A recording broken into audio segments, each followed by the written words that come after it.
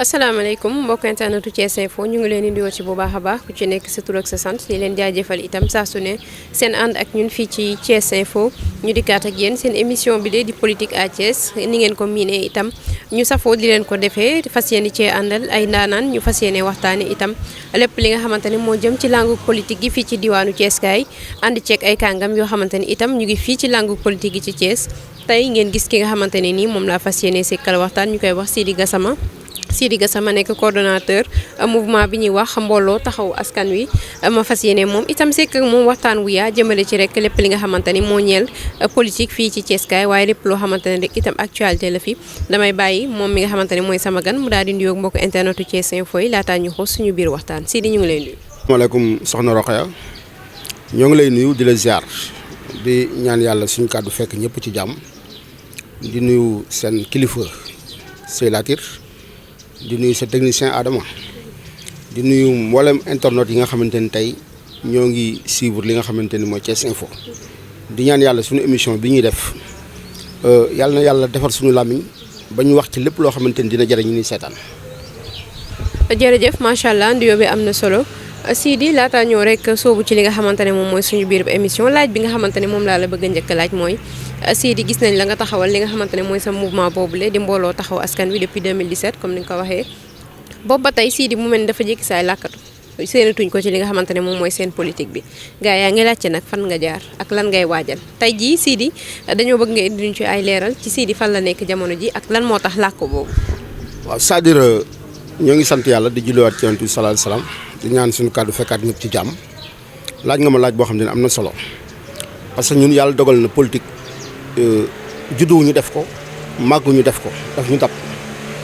parce que comme ni ko nit ñi waxee rek ne la politique c'est un art pour gérer li nga xam te ne mooy affaire cité bi nag suñu koy wax social mënu ci jógee mooy fexe ba ñi nga xamante ni ñooy askan bi ku bëgg a faju ku bëgg a jàng ku bëgg maam fi mu toll ni am ndox moo naan am ko loolu nag soo ko mënul sa bopp pour matale faaw nga dugg ci politique pour liggéey li nga xamante ni mooy askan bi leen di jëriñ bon avant nag ñu créer mouvement ñun après la doon militer parce que tey mun naa ci tudd sama benn kilifa bu ñuy wax le ministre Pape Amadou Ndiaye nekk ministre de l'artisanat maanaam moo njëkk a tax ñu dugg ci politique parce que tey lu ñu xam ci politique moom moo ñu ko xamal chemin nañ pendant 3 ans ànd xeex pour jàppale le président Macky Sall mais dem nañ ba ci biir vraiment fi mu toll nii ñun gisatuñu ci bopp suñu ci li nga xamante ni moom mooy parti APR. ñàkk a gis seen bopp boobu lan moo ko waral. waaw c'est que li ko waral mooy li olof naan golo day bay baabu dundee parce que politique soo xoolee militant bi ak responsable bi nga xamante ni dafa am ay responsabilité ñoom ñëpp ñoo bokk benn àtte ci li nga xamante ni mooy instance politique bi mais ñun li ñu miinoon ci APR mooy xatal responsable yi aussi gëm seen bopp jàpp ne militants yi bon ñu ñuy tëj leen rek di leen ubbi bu élection ñëwee ñu ubbi leen après ñu rey seen bopp suñu paree ñu tëjaat leen dama jàpp ne fi mu toll nii politique képp kuy dem ba bokk ci parti idéologie bi ak doctrine parti bi moo taxoon fi mu toll nga am yéene pour ànd ak sa parti pour liggéey pour li jëmale sa réew kanam APR nag nekk parti boo xamante ni dafa jeunoon mosuñ si ko structuré bon ñi fi nekkoon ay responsable mooy ñi fi am ndomba tànk ma gis ne même sama leader bi nga xamante ni moom laa àndaloon muy docteur Pape Amadou Ndiaye moom yorul décision pour maanaam di teg di dindi parce que le président Macky Sall moo doon décision ak ñi nga xamante ni amoon na ndomba tànk yëg-yëg bi nga xamante ni waroon nañu ko yëg vraiment fi mu toll ni man gisoon naa ni manqué woon na loolu nag man vraiment yooyu yëpp moo tax ma taxaw parce que man mënu ma comprendre ànd nawle su waree am ñi nga xamante ni dañ la war a jàppe nawle jàppe la ñu jàppe ne dañ leen a gën parce que chaque jour seen responsabilité bi ñu am tax na fi mu toll ni ñoom duñ la jox cër bi ñu la war a jox daanaka koo coowoo du la jël élection nag bu ñëwee fi mu toll ñu bëgg ngeen ñëwaat bokkaat li nga xamante ne mooy même idéologie ma jàpp ne foofu naxante dafa am quoi te tey le président Macky Sall jàpp naa ne fi mu toll ñun ñëpp moom la doon jàppale mais pour mu mënoon trancher pour xam fi mu toll réellement fi mu toll ni jafe-jafe fi mu nekk moom fi mu toll ni mënul nekk fépp léegi nag bu ma demee ba gisatuma sama bopp APR vraiment ci laa taxaw dem créer sama mouvement teewul sama kilifa bi nga xamante ne mooy docteur Pape Amadou Ndiaye am na relation yu particulier parce que moom démocrate la moom toujours li mu gëm mooy fi mu toll même boo leen bokkul gis-gis ba ñi nga xamante ni bokkul ak ñoom parti tey da doon demalante ak ñoom ci seen i dëj ci seen i ngénte ak xew-xew bu mën a am ndax moom démocrate la boo xam te ni bon même boo leen bokkul idéologie bokku leen parti comme tey ni ñu xamee politique ci réew mi soo leen bokkul maam foo leen jëm rek da ngeen di jàpp ne ay noon ngeen moom nekkul foofu bi ma jógee nag pour war a dem vraiment mu ñaanal ma dem bay sama yoon ba tey fi mu toll nii instant yi maa ngi activé nekk ci acteur ci li nga xam te ne mooy langue politique gu Thiès parce que tey Thiès kenn mënu fi wax politique te tuddoo ma ndax fi mu toll nii am na ay œuvres yu bëri yoo xam te ni ànd naa ko ak kilifa yi def ko pour dëkk bi xeex ci li nga xam te ni mooy jafe-jafe askan wi chaque jour fi mu toll nii askan bi di mën a nekk ci jàmm ci kàddu ci jëf ak lépp loo xamante ni dina indi koom-koom ak loo xamante ni dina tax réew mi aussi nit ñi fi nekk mën a dund bu dal loolu daal fi mu toll mooy li nga xamante ni moo tax ma génn APR mooy ñàkk yëg-yëg parce que APR ñun bi ñu ci nekkee ci élection 2014 législative locales yi passé ñun nekkoon nañ ci liste de milité S nekk ci sensibilité docteur Pape Amadou Ndiaye parce que l'honorable député Abdou Mbow ñoo nekkoon ak le DG Siré Dia nekkoon ci liste proportionnelle bi yàlla dafa dogal réew mi ñoom ñoo jëloon li nga xamante ne mooy maire yi mais néanmoins amoon nañ plus de 7 conseillers bon ba tey fi mu toll nii ni ma fa jógee dem créer son mouvement ba tey actuellement war a joxewaat sama xalaat ci li nga xamante ne mooy élection yi ni jëm. ni nga ko waxee nga nekkoon APR nekk fa di fa milité ànd ci ki nga xamante ne moom mooy sa leader docteur Pape Amadou Ndiaye ci biir APR boobu ñu gis ni itam dafa am loo xamante ne ni moom mooy coalition bi ñu duppee Mburok Sow amuñu cee ñàkk bañ a wax ndax yow itam àndoon nga ki nga xamante ne moom mooy Idrissa Seck lu tollu 3 ans di cheminer ak moom boobule coalition ndax benn nan nga ko jàngatee fii ci diwaanu Thiès kaay ci bu ñu ko jëlee ci pàcc bu nga xamante ni am na leader yu bari li ñuy wax mooy Mburok Sow mi daanaka ca kaw la yam mais dëgg-dëgg mélange bi jaxasoowul ci ñoom ñi nga xamante ni ñoom ñooy leader yi nekk ci base bi yow lan mooy sa xalaat ci loolu. waaw c'est-à-dire Idrissa man bi may ànd ak moom la ma waxoon le président Macky Sall rek laa ko waxoon parce que dama ñëw gis ne fi mu toll nii doomu Thiès la te comme man gisatuma sama bopp ci li nga xamante ni mooy APR li ñuy wax naan kuy wàlli yaan sa dëkk moo tëggul mais tey soo gisee Rokhaya politique gu Sénégal war nañ ko mën a def léegi autrement parce que man li ma gëm laay waxuma pour lu neex ma Samba wala ma Demba. Idrissa partagé wu nan man ak moom ci politique pendant 3 ans parce que man 2017 la créé son mouvement génn APR bi ma génnee APR maanaam dawal législatif yi en 2017 2019 ñoo àndoon mais après Mburok Sow bi man ci ni nga ko déggee laa ko déggee dama xëy fi ne dégg ne moom dem na ci mouvance présidentielle loolu nag jàpp naa ne fi mu toll nii argument yi mu teg man dama ko koy nangul parce que situation dëkk bi ak fi mu taxaw ci xam-xamam ak dayo bi ko yàlla may war na mën a jël xelam ak xalaatam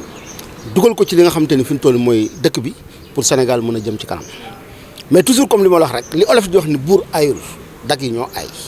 parce que li ci nekk mooy au sommet ñoom réerawuñu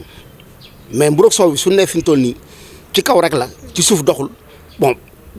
positionnement bi fii nekk la ak guerre bi nga xamante ni mooy ku ci nekk yaa ngi bëgg a positionné sa morom te loolu sax moo yokk tax tey émission bi ma jóg pour joxe sama xalaat mais man neutre naa ci lu bari ndax dama dem ba xamatuma fan lañ jëm ñun léegi nag olof ne ku xamatul foo jëm da ngay dellu fa nga jóge woon mais dafa am loo xamante ni bindukat bu mag daf ko wax nee na ñi nga xamante ni ñooy yàq société bi maanaam ñi nga xamante ni ñooy seetaan ñoom ñooy tax ñoom ñuy mën a yàq société bi mooy tey ñun képp ku fi am ndomba tànk ak fi mu toll nii koo mën a doon askan bi ñoo la ko jox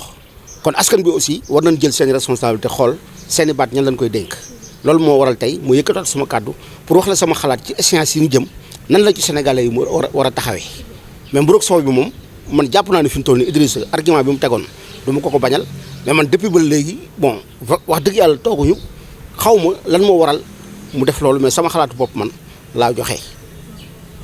justement yaa ngi koy junj léegi ci say biir wax muy guerre boobu nga xamante ni guerre mu entre guillemets noonu lañ ko mën a duppee leader yi ku ci nekk yaa ngi samp say candidature jëmale ci élection locale yooyu janvier 2022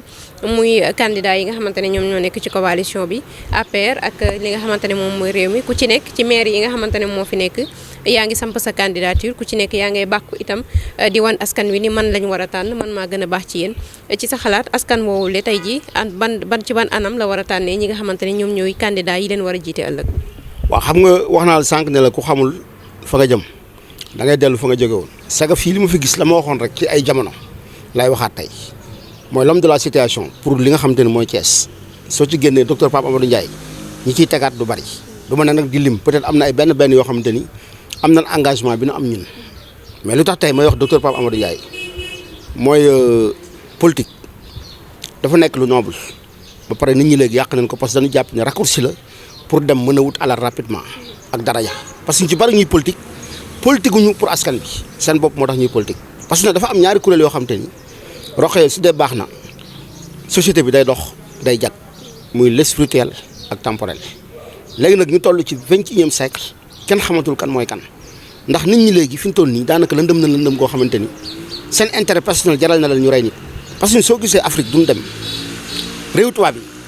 li tax ñu nekk ay patriotes mooy foofu soo tegoon population yëpp indi benn nit ne leen léegi man dama leen poser benn question mooy ngeen dee yéen ak seen askan wi dee bu leen gënal ñoom ñu ne ñun benn nit lañu nanu dee suñu askan dund mais fii li tax mënul réussir mooy soo tegoon tey population Sénégal yëpp ñi ëpp laa wax ñuy politique ne leen léegi Sénégal ñëpp dee ak yéen ngeen dund bu leen gënal ñu ne ñun nan dund Sénégal yëpp dee loolu xam nga lu koy waral mooy olof nee na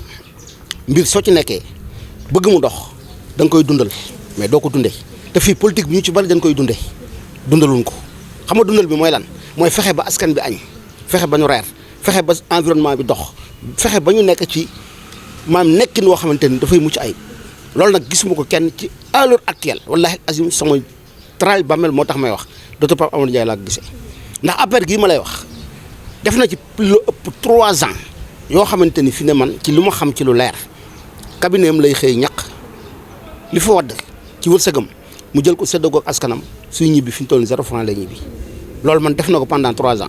tey gis naa fi ne ay tonni mbalit ci quartier yi nekk Thiès yoo xamante ni tey rôle maire la woon maam mu jël ay bilam wàcc sur le terrain nettoyer loolu ba mu set pour askan bi mën a nekk ci jàmm te boobu nekkul maire. gis naa fi tey poste de santé yi nga xamante ni moo fi nekk muy Medina Fall poste de santé Kër Issa Kawsara Fall foofu yëpp ba poñen jël na alalam investir fa pour nit ñi mën a faju gis naa fi mu toll nii tey ci liggéeyam bi nga xamante ni moo ngi koy def mu ciy jàppale ay doomu aadama ci man lu ma xam ne laa la wax loo xamante ni man ak moom ñoo ko andi cheminé parce que nee naa la def nañ 3 ans plus de 150 millions loo xamante ni man suñ ko doon bind tey ci kayit moom def na ko ci askanu Sénégal te loolu mënoon na xaj ci moom kon kooku su ma la waxee ni moom dafay dundal politique bokkul kuy dundee politique loolu wax ji moo wér la man léegi nag gis nga candidat yi nga gis yëpp ñuy dem sur le terrain di ku ci nekk di bàkku naan man la ay candidat lan yoo xamante ni candidat à la candidature la xam nga seen problème c'est quoi mooy nan la ñuy def ba ñu dégg leen ñu mën a bokk ci liste yi nga xamante ni ñu ngi leen di confectionné encore une fois nag ma damay interpeller askanu Thiès pour wax la tey le président Idriss Seck jox nañ ko lépp na jël ses responsabilités xam ni tey les hommes qu'il faut à la place qu'il faut ñoo war a taxawaat ci bopp maire yi wala tuñu toog rek n'importe qui ñëw di ñu jiite te ñoo xamante ni fi ñu toll nii seen kër sax su leen ko joxoon mënuñu ko gérer loolu fi ñu toll nii moom ñun Thiessois yi dinañ ci xeex ba suñu dernière énergie tey ñun li ñuy wax mooy ku mel ni docteur Pape Amadou Ndiaye nga xamante ni tey ku suur moo neex a bokkal mais ku mel ni man tey soo ko joxoon benn maire yi amagul kër gu mu dëkk amagul oto yoragul capital amagul compte bancaire maam fi ñu toll loo ko jox ci alalu askan wi maam ci boppam la koy def askan duñ ko gis léegi nag jot na Sénégal ñu jël ay responsabilité xool politiciens yi nga xamante ni tey ñoom lañu war a tànn pour jiital leen ci kanam ñu teg leen xam ne ñii suñu leen tegee lépp loo xamante ne alalu askan wi la suñ ci jëlul ñoom seen poste dolli ci duñ ko ngar njaajoo duñ ko àkki moom kon man meilleur profil pour tey xaw ma maire ville lay doon wala ouest gi nga xamante ni tey actuellement mooy maire bi ëpp doole tey ci Thiès yéene naa ko docteur Pape Amadou Ndiaye je sais que ni fi mu toll suñ ko joxee dana ko liggéey te dina def lu kawe njottam de plus fi mu toll nii maire dafa war a am benn compétence mooy xam-xam da nga ko war a am da nga war a am fi mu toll nii li nga xamante ni mooy alal boo xamante ni tey alalu askan ku la ko jox doo ko fi mu toll nii détourner say compte bopp de plus nga mën a dem wuti ay partenaires ci extérieur ñëw teg ay projets yoo xamante ni dëkk bi xar kanamam dina mën a changer mais maire boo xamante ni lamp mënu koo taal mënut a tooni mbalit moom yitteem yëpp mooy nu muy def boobu duy ay poosam xaalis pour mën a dund ñi ci des dee loolu je crois que Thiès waaye mérité tuñu loolu kon man interpellation bi may def encore le président Idrissa ak président Macky Sall quel que soit fi mu toll ni ñuy confectionner seen liste ñu en tant que Thiessois mooy docteur Pape Amadou Ndiaye fi mu toll nañ ko déglu ci lu bari leader yi fi nekk nag bëri na parce que commune d'arrondissement yi du benn commune am na est ouest nord ak conseil départemental en même temps mairie ville kon kun fa mën a tànn na am dayo bi docteur Pape Amadou Ndiaye am loolu man fi mu toll mooy sama xalaat te ñun dinañ jógaat nag taxaw beneen taxawaay ci wax ak jëf def porte à porte duggaat fi mu toll nii pour askan bi mën a ubbi seen xel yeewu xam ne li doon am ci 15 ans ci ginnaaw jël ay maires yoo xam te ni fi mu toll nii daanaka ay maires lan pour la forme léegi seen bopp moo leen ñor suñu xasee ba toog 5 ans kenn du leen gis kenn du leen dégg seen intérêt bopp rek la ñuy réglé heure bu ñu xëyee ñoo ngi xool ñu fexe ba seen i poste fees ak xaalis loolu fi mu toll nii Thiès waaye doyal nañ ci actuellement rek pëccëxoo bi bëri na mais ba su pënd bu wuree dinañ xam ne fi mu toll nii ñi fiy woote ñëpp seen bopp moo leen ñor maam Thiès ñoru leen askan bi ñoru leen loolu moom fi mu toll maa ngi koy wax Thiès waaye pour ñu jël ci seen responsabilité xam ne pesum kanam borom moo koy fajal boppam lii mooy samay kàddu. yaa ngi koy junj léegi ci say biir kàddu yooyu di wax ni politiciens ñu ci bari am na ñoo xamante ne ni dañuy dundee politique bi am na ñoo ci xam ne itam dañoo dugg ci politique ngir lan ut alal tey nee nga da nga ñëw ngir lan askan wi dañ leen a war a sauver fi mu ne dëkk bi dañ ko war a sauver ñu bari ci politiciens ñu ngi leen tudd ci coowal suuf mënuñu cee ñàkk bañ a wax sama xel ci loolu lay dem muy Ceeskaay gi nekk fi problème bu mag a mag ñu koy wax litige foncier fu nekk bari na ñu ngi ko fi tudd wax nañ fi problème mu Mbour 4 wax nañ fi litige Dakar 2 wax nañ fi itam receveur des domaines barki dem moo Ndiaye bi ci mujj yow Sidy Gassama tey jii ana lan mooy sa jàngat jëmale ci coowal suuf ki nga xamante ne jamono ji lëmbee na Thiès. waaw c'est-à-dire loolu àdduna lëmbee kooku nag bomb la boo xamante ni ragal naa ne su Sénégal tàkk te ñaanu ko yàlla foofu lay jógee parce que injustice dafa bëri ci léegi réew mi mu mel ni fi mu toll ni suñu institution yi tey lu ci bëri dafa fragile te loolu warul mën a am ndax république la nekk tey mu am ay institutions yoo xamante ni mooy bànqaas yi téye république bi pour réew mën a ndegu yoon parce que un maire faluñu la rek pour ngay jël suuf di ko ngal jaajoo yàgg sa njaboot ñun xam nañ ci ne lu bëri mais émission bi du ci xaj mais pour mën a Thiès waaye doon jël seen responsabilité mooy fi mu toll les maires yi nga xamante ni ñoo fi nekk franchement parler tey ñoom ku ci am ngor waroo sax taxaw di présenté wu ne fi mu toll na leen ma jox pour maanaam ma jëlaat beneen mandat encore une fois le maire Talla Sylla maa ngi koy saluer parce que man gis naa ne fi mu toll nii ku ko ci tane gisuma ko parce que akulaay taala lay wax ndax fi mu toll moom alal gis naa ne jiitalu ko ndax fi mu ne du caagin dama ko wax pour citer ko des fleurs mais suuf si ngay wax ci dëkk bi li ko waral mooy tey cimetière yu baax gisatoo ko fi à part cimetière yu fi newoon depuis colon yi ba tey maanaam terrain yi aussi population Thiès waay jotuñu ko ndax tey lotissement suñ koy def dañu war a xool ñi nga xamante ni soxla nañ ko parce que famille yi lu ci bari maam ña ca dëkk seeni baay ñoo am seen kër seeni doom ne ci kër yi seeni soxna fekk leen fa ba tey sax am na ñoo xamante ni ñoo ngi seen kër baay am nañ fa ay sët ñooñu ci yoon lañ waroon recenser xool les terrains ñi ko yelloo ñu jox leen ko mais tey recensement bu ñu fi def ba def lotissement ne ñooñu lañ ko war a jox su dee 1000 terrains maam fi mu toll 900 yëpp ci ñoom lay dugg ak autorités yi nga xamante ni fi mu toll ñoom fi nekk te loolu man jàpp naa ne injustice mënu ko passé léegi nag comme tey maa ngi lay wax le cas de docteur Pape Amadou Ndiaye xam nga kuy jël ay terrain di ko may ay nit ñu ciy dëkk kooku doo jël terrain askan wi fi mu toll nii di ko détourner say compte bopp parce que man li ñuy wax en connaissance de cause la léegi suuf si nag bomb la boo xamante ni maam heure bu réew mi di tàkk ci suuf si lay jógee parce que injustice daf ci bëri ndax lu ñëpp bokk benn nit wala maam fi ne benn groupe priscule bu ndaw ngar jaajoo ko fi mu toll nii instant yi di ko détourner seen compte bopp loolu je crois que fi mu toll nii jot na pour Thiès waay mën a fajal loolu seen bopp te li ñu ko mën a faje mooy jël ay nit yu set wecc yoo xamante ni tey ñoom seen intérêt personnel taxu leen a jóg comme ni ma la ko waxee sànq dundalun li nga xamante ni fi mu toll mooy seen bopp mais dañuy dundal askan wi pour ñoom ñu mën a nekk jàmm ba institution yi leen jox ñu mën cee def loo xamante ni lu mucc ayib lay doon ba nit ñi mën ci am loo xamante ni dafay kawe seen jort te loolu de vraiment du ma noppi di répéter docteur Pape Amadou Ndiaye le ministre que ni vraiment fi mu toll nii du parloo moo tax may wax li tax may wax mooy oyof gi moo ngi ci moom ah partage mu ngi ci moom taman li moo tawar mooy du sàcc li nga xamante ni mooy alalu réew mi lépp lu ñu ko ci jox su mënta dolli ci li nga xamante ni mooy alalam ñaqam maam du jël li nga xamante ni mooy li ñëpp bokk di ko féetale ci boppam pour intérêt personnel kon nag fi mu toll waxuma ni kenn baaxul de mais dama ne suñuy tànn exemple laa joxe ne moom léegi 5 maam institution yi fi nekk maam fi mu toll nañ tànn ñu mel ni moom wala ñu ko jege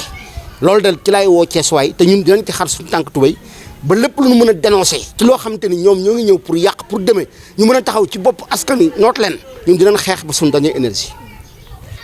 ginnaaw ba nee nga dangaa dem ba gisatoo loo xamante ne xam nga ko ci langue politique gi waroon nga jël benn recul daal di dem toog sa rukk di seetaan jamono jii nga xamante ne élection yi daanaka fi mu ne moom la ñëpp di waxtaanee est-ce que na tembe ndax mën nañoo xaar ci Sidy Gassama mu daal di dellusiwaat ci langue politique gi ak dellusiwaat boobee ci yan anam lay doon. waaw c'est-à-dire xam nga wax naa la léegi man am naa sama profil boo xamante ni tànn naa ko le meilleur profil pour Thiès c'est le ministre docteur Pape Amadou Ndiaye doo ma ko booleeg toog parce que man ku ma xam ba ci sa technicien ñoom say laatir xam na ni man du ma wax lu ma gëmul parce que mouvement présidentiel laa bokkoon mouvement présidentiel du caaginu Macky Sall laa amal problème non parce que Macky Sall mënoo jot ci moom dafa am ay mentor yu mu fi tegoon ñoo xamante ni ñoom ñooy suñuy interlocuteur suñu diggante ak Macky Sall ñu jàppe ñu ñun ay mbaam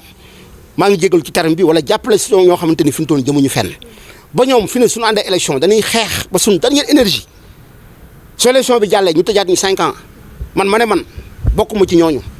moo tax ma taxaw mais le président Macky Sall amuñu aucun problème